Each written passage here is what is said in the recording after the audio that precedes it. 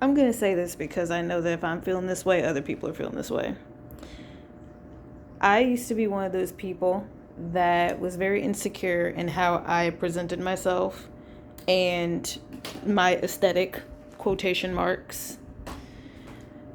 And I don't know if it's because there was a way that I felt or if there were things that I was genuinely attracted to, or if I was just trying to look like the people around me and the people that shared the same values, at least baseline values, that were presented in media.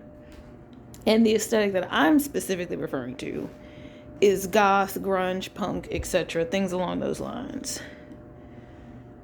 When a strong aesthetic that I once had was hippie, and then while I was traveling the first time, I was more goth without even really knowing it. In retrospect, yeah, it was goth, but like for what I was sitting in at that time, I was just wearing comfortable clothes that just so happened to look a certain type of way.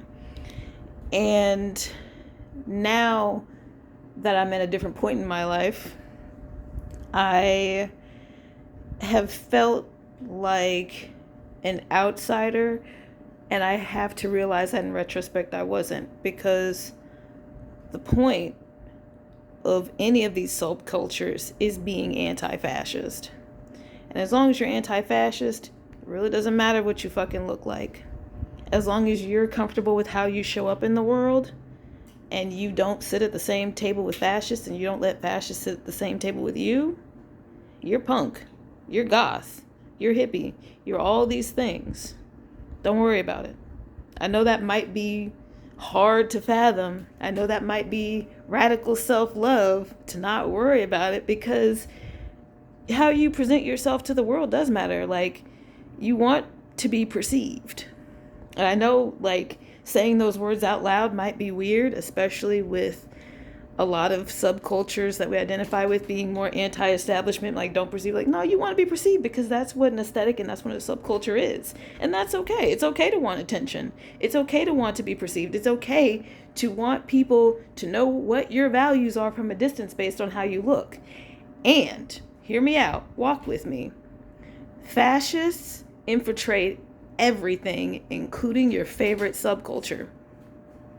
It doesn't matter how ripped your jeans are. It doesn't matter how black dyed or tie-dyed your shirt is. It doesn't matter how much white, whatever the fuck that is, they put on their face with the black makeup.